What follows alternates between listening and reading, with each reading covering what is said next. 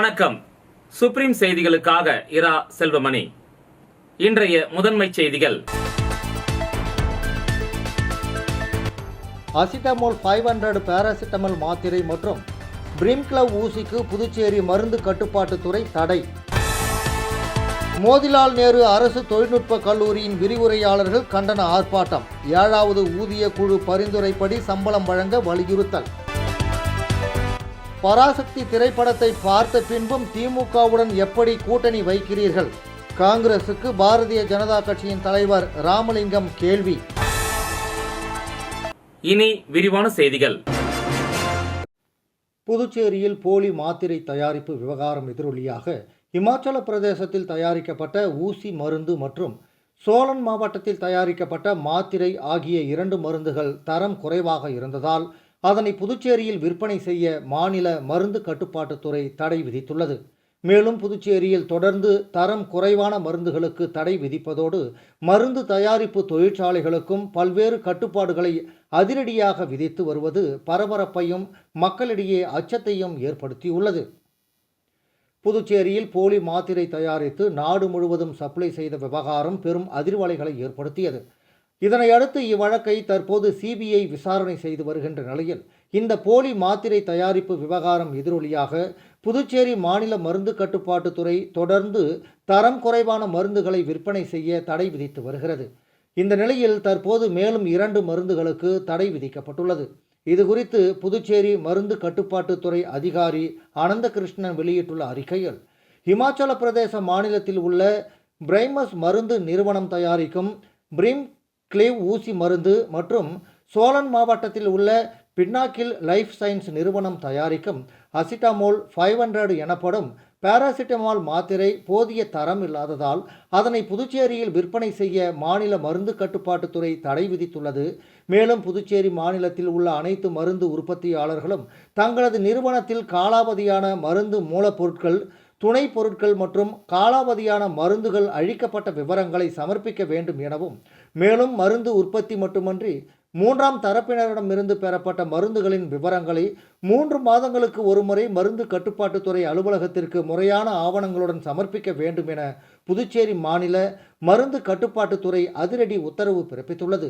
புதுச்சேரியில் தொடர்ந்து தரம் குறைவான மருந்துகளுக்கு தடை விதிப்பதோடு மருந்து தயாரிப்பு தொழிற்சாலைகளுக்கும் பல்வேறு கட்டுப்பாடுகளை மாநிலம் மருந்து கட்டுப்பாட்டுத்துறை விதித்து வருவது பரபரப்பையும் மக்களிடையே அச்சத்தையும் ஏற்படுத்தியுள்ளது.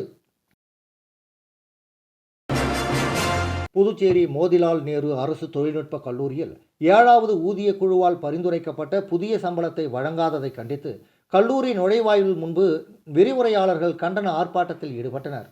புதுச்சேரி மோதிலால் நேரு அரசு தொழில்நுட்ப கல்லூரியில் பணிபுரியும் அனைத்து விரிவுரையாளர்களுக்கும் கடந்த 2021ஆம் ஆண்டு 7வது ஊதிய குழு பரிந்துரையின்படி புதிய ஊதிய விகிதம் அமல்படுத்தப்பட்டது.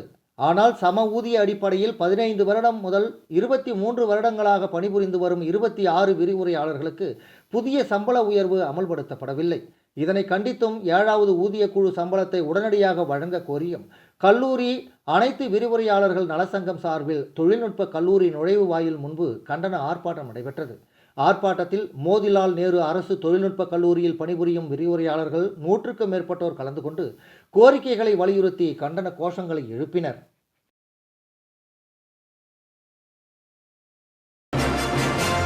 பராசக்தி திரைப்படத்தை பார்த்துவிட்டு திமுகவுடன் எப்படி கூட்டணி வைக்கிறீர்கள் என்று காங்கிரஸ் கட்சியை பார்த்து புதுச்சேரி பாஜக தலைவர் VP ராமலிங்கம் கேள்வி எழுப்பியுள்ளார்.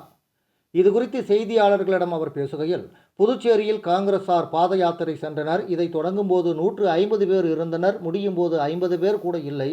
அதுவும் சாப்பாட்டிற்கு சண்டை போட்டுக் கொள்ளும் அளவில் தான் அந்த பேரணி நடந்து முடிந்திருக்கிறது. 2016, 21இல் புதுச்சேரியில் ஆட்சியில் இருந்த அவர்கள் ஒன்றுமே செய்யாமல் கருப்பு சட்டை அணிந்து கலாட்டா செய்து கொண்டிருந்தனர். எதிர்க்கட்சியினர் போன்று செயல்பட்டனர். இப்போது இவர்கள் எந்த முகத்தை வைத்துக்கொண்டு வாக்கு கேட்க வருகிறார்கள் என்று மக்களே கேள்வி எழுப்புகின்றனர். நிலைமை இப்படி இருக்க யார் ஆட்சியை பிடிப்பது? அமைச்சரவையில் எத்தனை இடம் கிடைக்கும்? தனியாக ஆட்சி அமைக்கலாமா என்று காங்கிரஸ் திமுகவினர் சண்டை போட்டு வருகின்றனர். பாஜக 2021இல் என்ன வாக்குறுதிகளை கொடுத்ததோ அதை செய்து காட்டியுள்ளது. காங்கிரஸ் திமுக கூட்டணி ஆட்சி வந்தால் ஏழை மகளிருக்கான ரூபாய் 2500 உதவித்தொகை கண்டிப்பாக நின்றுவிடும். இவர்கள் எதிர்மறை அரசியல்தான் செய்வார்கள். மத்தியில் பாஜகவும் இங்கு கூட்டணி ஆட்சியும் இருந்தால் இரட்டை எஞ்சின் அரசு தொடர்ந்து மிக சிறப்பாக நடக்கும் என்பது மக்களுக்கு தெரிகிறது. மத்தியில் கூட்டாட்சி, மாநிலத்தில் சுயாட்சி என்று சொல்லி டகால்டி வேலையை செய்து வரும் திமுக இப்போது காங்கிரஸ் விசிகாவினர் விழிப்படைந்து ஆட்சியில் பங்கு கேட்கின்றனர். திமுக மறுக்கிறது. தூங்கி எழுந்து திடீரென தேர்தல் நேரத்தில் காங்கிரஸ்காரர்கள் நியாயம் கேட்கின்றனர். செல்வ பெருந்தகை போன்ற கைக்கூலிகள் ஸ்டாலினுக்கு ஜால்ரா போட்டுவிட்டு திமுகவை ஆதரிக்கும்படி செய்து விடுவார்கள். பராசக்தி என்ற திரைப்படம் மூலம் இந்தி திணிப்புக்கு காங்கிரஸ் கட்சியினர் எவ்வாறு மிக மோசமான முறையில் நடந்து கொண்டனர் என்று திமுகவே அவலமாக காட்டியிருக்கிறது. பாஜக போன்ற கட்சிகள் சொல்லாததை கூட காங்கிரஸ் கட்சியினர் மீது பரப்பி இருக்கிறார்கள். பராசக்தி திரைப்படத்தை பார்த்துவிட்டு காங்கிரஸ் எப்படித்தான் திமுகவுடன் கூட்டணி வைக்க சூடு சொரணை இல்லாமல் செல்கின்றனரோ என்று தெரிவித்தார். தொடர்ந்து பேசிய VP ராமலிங்கம், மார்ச் 1 புதுச்சேரிக்கு பிரதமர் மோடி வர இருக்கிறார். லாஸ்பேட்டையில் நடக்கும் பொதுக்கூட்டத்தில் ஏராளமான நலத்திட்டங்களை அவர் தொடங்கி வைக்கிறார். கூட்டணி தொடர்பாக கட்சியின் மேலிடம் பேசி முடிவு செய்யும் என்று தெரிவித்தார். மேலும் புதுச்சேரியில் நடந்த காங்கிரஸ் பாத யாத்திரையில் KC வேணுகோபால் பங்கேற்றார். அவரை அக்கட்சியின் மூத்த தலைவர் மணிசங்கர் ஐயரே, இவர் ஒரு ரவுடி, இவரால் காங்கிரஸ் வெற்றி பெறாது என்று சொல்கிறார். 1998 கோவையில் நிகழ்ந்த மிகப்பெரிய குண்டுவெடிப்பு சம்பவத்தில் தொடர்புடைய அப்துல் நாசர் மதானி என்பவரை கேரளத்திற்கு ரகசியமாக வரவழைத்து சிவப்பு கம்பளம் விரித்தவர் இந்த KC வேணுகோபால். கேரளத்தில் பெரும் பரபரப்பை ஏற்படுத்திய சோலார் பேனல் ஊழல் வழக்கிலும் இவர் பெயர் அடிபட்டது. இதே வழக்கில் KC வேணுகோபால் உள்ளிட்ட தலைவர்கள் மீது பெண் பாலியல் புகார் அளித்ததும் வெளியே வந்துள்ளது. அண்மையில் புதுச்சேரிக்கு இதே பாத யாத்திரை நிகழ்வில் பங்கேற்க வந்த தெலுங்கானா துணை முதல்வர் மல்லுபாட்டி விக்ரமார்கா நிலக்கரி சுரங்க ஒப்பந்தத்தை தனக்கு வேண்டியவருக்கு கொடுத்து ஊழல் குற்றச்சாட்டில் சிக்கியவர். இப்படி சட்டவிரோதமாக செயல்படும் காங்கிரஸ் கட்சியினர் தேசிய ஜனநாயக கூட்டணி கட்சியின் சட்டம் ஒழுங்கு குறித்து விமர்சிப்பது நகைப்பாக உள்ளது என்றும் VP ராமலிங்கம் தெரிவித்தார். புதுச்சேரி அரசு கலை மற்றும் பண்பாட்டுத்துறை சார்பில் முருங்கப்பாக்கத்தில் நடைபெற்ற நாடகத்தந்தை தவத்திரு ஸ்ரீ சங்கரதாஸ் சுவாமிகள் நாடக விழா 2026 புதுவை தமிழ்த்தாய் கலைமன்றத்தினர் நடத்திய தடாதகை எனும் புராண நாடகம் பார்வையாளர்களை வெகுவாக கவர்ந்தது. புதுச்சேரி அரசு கலை மற்றும் பண்பாட்டுத்துறை சார்பில் ஆண்டுதோறும் நாடக விழா நடத்தப்பட்டு வருகிறது. அந்த வகையில் நாடகத்தந்தை தவத்திரு ஸ்ரீ சங்கரதாஸ் சுவாமிகள் நாடக விழா 2026 கடந்த 17 செவ்வாய்க்கிழமை அன்று புதுச்சேரி முருங்கப்பாக்கம் திரௌபதி அம்மன் கோவில் திடலில் தொடங்கியது. 8 நாட்கள் நடைபெறும் இந்த விழாவில் பல்வேறு நாடக மன்றங்கள் மூலம் நாள்தோறும் 5 நாடகங்கள் நடத்தப்பட்டு வருகிறது.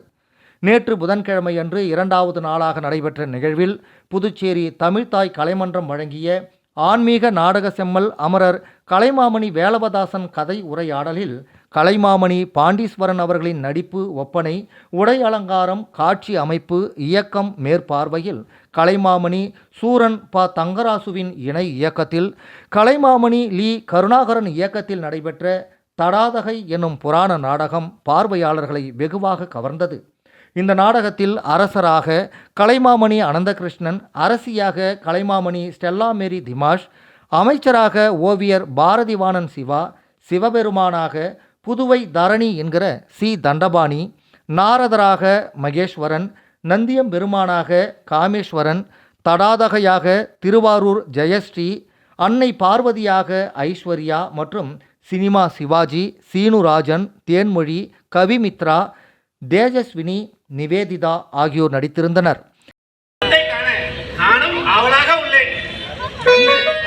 பக்தர்களின் மனக்குறையை போக்குவது இந்த மகேசனின் வேலை.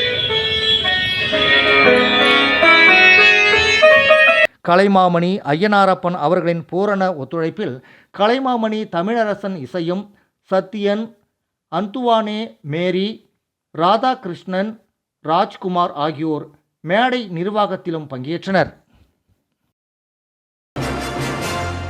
புதுச்சேரி மாநிலம் பாரதிய ஜனதா கட்சியின் உழவர்கரை மாவட்ட அறிவுசார் பிரிவு பொறுப்பாளர் சிவகுமார் பிறந்தநாளை முன்னிட்டு தூய்மை பணியாளர்களுக்கு நலத்திட்ட உதவிகள் வழங்கப்பட்டது. புதுச்சேரி மாநிலம் பாரதிய ஜனதா கட்சியின் உழவர்கரை மாவட்ட அறிவுசார் பிரிவு பொறுப்பாளர் சிவகுமார் பிறந்தநாளை முன்னிட்டு தூய்மை பணியாளர்கள் சேவை தினமாக கொண்டாடி வருகிறார். பெரிய காலாப்பட்டு சுனாமி குடியிருப்பு பகுதியில் தூய்மை பணியில் ஈடுபட்டு வரும் தூய்மை பணியாளர்கள் மற்றும் சுகாதார பணியாளர்களை கௌரவிக்கும் நிகழ்ச்சி 10 ஆண்டுகளாக நடைபெறுகிறது. இதனைத் தொடர்ந்து தூய்மை பணியாளர்களுக்கு அறுசுவை உணவு வழங்கியும் சால்வை அணிவித்தும் நலத்திட்ட உதவியும் வழங்கப்பட்டது. இந்த நிகழ்வில் உழவர்கரை மாவட்ட நிர்வாகிகள், அறிவுசார் பிரிவு நிர்வாகிகள், மீனவர் அணி நிர்வாகிகள், காலாப்பட்டு தொகுதி நிர்வாகிகள் மற்றும் பொதுமக்கள் பலரும் கலந்து கொண்டனர். தொடர்ந்து தனது பிறந்த நாளில் துப்புரவு பணியாளர்களை கௌரவிக்கும் நிகழ்வு அப்பகுதி மக்களிடையே பாராட்டுகளையும் மகிழ்ச்சிகளையும் ஏற்படுத்தியுள்ளது. விளம்பர இடைவேளைக்கு பிறகு செய்திகள் தொடரும்.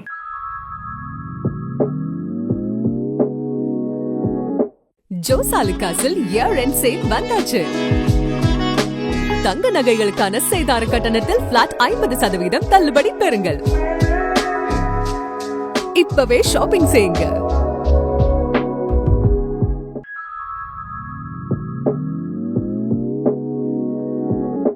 ஜோஸ் ஆலுகாஸில் இயர் எண்ட் சேல் வந்தாச்சு. தங்க நகைகளுக்கான சேதார கட்டணத்தில் பிளாட் 50% தள்ளுபடி பெறுங்கள். இப்பவே ஷாப்பிங் செய்யுங்க. செய்திகள் தொடர்கின்றன.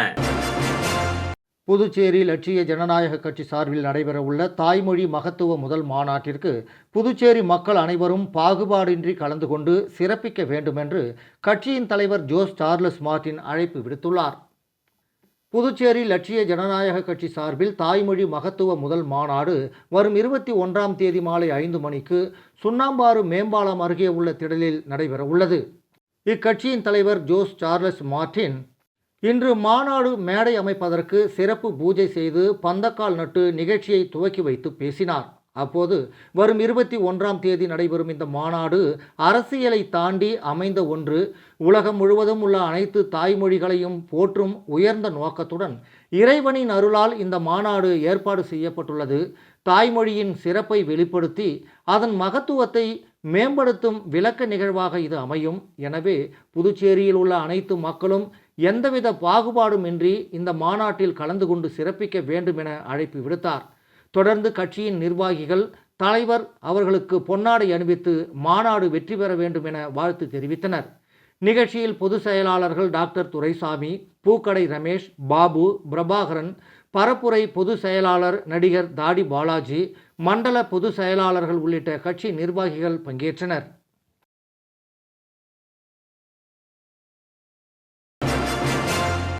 திருபுவனை சட்டமன்ற தொகுதிக்குட்பட்ட பல்வேறு இடங்களில் உள்கட்டமைப்பு பணிக்கான பூமி பூஜையினை சட்டமன்ற உறுப்பினர் அங்காளன் பூமி பூஜை செய்து தொடங்கி வைத்தார்.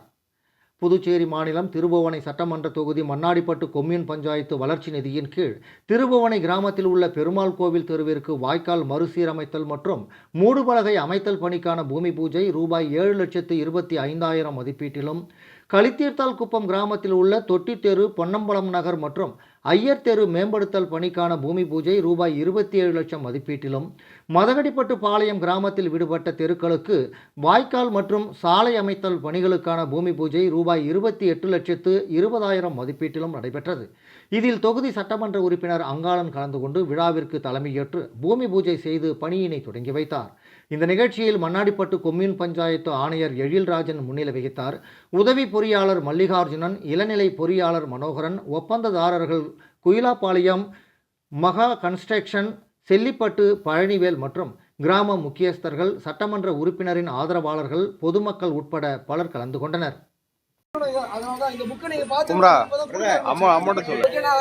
நாங்க சொல்றதுக்காக சொல்லிட்டு உங்களுக்காக நீங்க தெரிஞ்சுக்கணும், மக்கள் தெரிஞ்சுக்கணும். யாருக்கிட்டே போய் எங்க பார்த்தாலும் மழைனா ரோட்ல சுத்துவாரு, வெளியில சுத்துவாரு, நீங்க எல்லாமே பார்த்துருப்பீங்க. போய் பார்க்கணும், ஒரு இடத்துல போய் பார்க்கணும் சொல்லி எங்க கையெழுத்து போடாம போடுற ஒரே ஆள் இவர் மட்டும் தான். 30 உறுதியை சொல்றேன்.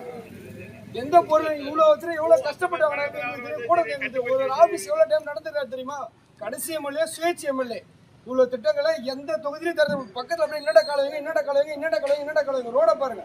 மக்கள் நீங்க மட்டும் தான் சிந்திக்கணும். யாரு வேணும் வேணாம்னு சொல்லிட்டு நாங்க முடிவு பண்ணல. சிந்திங்க, யாரு வந்தா நல்லா இருக்குன்னு சிந்திங்க. பகுதிக்கு எவ்வளவு செலவு பண்ணிக்கிறாங்க சொல்லுங்க சார். இந்த பகுதிக்கு வந்து 66,62,201 ரூபாய் செலவு பண்ணிக்கிறாங்க. இது இல்லாத இதுக்கு முன்னாடி செலவு பண்ண மட்டும் 4 லட்சம் மட்டும்.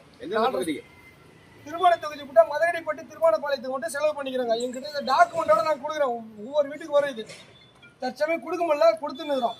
அது மட்டும் இல்லாத எந்த டைம் வேணாலும் எங்க வேணாலும் போய் பார்க்கலாம், எந்த வேணாலும் கையெழுத்து வாங்கலாம். யாரு நாங்க மற்றவங்களை பத்தி குறை சொல்ல, நாங்க செஞ்ச சாதனை சொல்லி தான் ஓட்டு கேட்கிறோம். எங்களுக்கு எங்க வேணாலும் நாங்க போக ரெடி, எங்க வேணாலும் வர ரெடி. நீங்க மக்கள் புரிஞ்சுக்கணும் நாங்க செய்யற சாதனை. அபயம் தொண்டு நிறுவனம் சார்பில் குழந்தைகள் மருத்துவமனையில் முனைவர் சுந்தரமுருகன் அன்னதானம் வழங்கினார். அபயம் தொண்டு நிறுவனத்தின் குழந்தை மாணவன் லோகேஸ்வரன் பிறந்த நாளை முன்னிட்டு அபயம் தொண்டு நிறுவனம் சார்பில் அதன் நிறுவனர் சமூக பணியாளர் கலைமாமணி முனைவர் சுந்தரமுருகன் புதுச்சேரி அரசு பெண்கள் மற்றும் குழந்தைகள் மருத்துவமனை வளாகத்தில் மருத்துவமனை நோயாளிகள், அவர்களுக்கு துணையாக உள்ளவர்கள் மற்றும் பொதுமக்களுக்கு அன்னதானம் வழங்கினார். இந்த அன்னதானத்திற்கான ஏற்பாடுகளை அன்னை கஸ்தூரிபாய் மாற்றுத்திறனாளிகள் சமூக சேவை அமைப்பு தலைவி NR சுசீலா அவர்கள் செய்திருந்தார். அனைவரும் ஒன்றிணைவோம் சமூக சேவை அமைப்பின் நிர்வாகியும் சமூக சேவகருமான தினேஷ்குமார், கை கொடுக்கும் கை ராகவா லாரன்ஸ் மாற்றுத்திறனாளிகள் கலைக்குழு அறக்கட்டளை தலைவர் ரவிக்குமார், அன்னை தெரசா கிராமப்புற பெண்கள் மற்றும் குழந்தைகள் சமூக சேவை அறக்கட்டளையின் நிர்வாகி முரளிதரன் ஆகியோர் சிறப்பு விருந்தினர்களாக கலந்து கொண்டு அன்னதானம் வழங்கினர். மீண்டும் முதன்மை செய்திகள். அசிட்டமோல் 500 பாராசிட்டமல் மாத்திரை மற்றும் பிரிம்க்ளவ் ஊசிக்கு புதுச்சேரி மருந்து கட்டுப்பாட்டுத்துறை தடை. மோதிலால் நேரு அரசு தொழில்நுட்ப கல்லூரியின் விரிவுரையாளர்கள் கண்டன ஆர்ப்பாட்டம். 7வது ஊதிய குழு பரிந்துரைப்படி சம்பளம் வழங்க வலியுறுத்தல். பராசக்தி திரைப்படத்தை பார்த்த பின்பும் திமுகவுடன் எப்படி கூட்டணி வைக்கிறீர்கள்? காங்கிரசுக்கு பாரதிய ஜனதா கட்சியின் தலைவர் ராமலிங்கம் கேள்வி. இந்த செய்தி அறிக்கை இத்துடன் நிறைவு பெறுகிறது. வணக்கம்.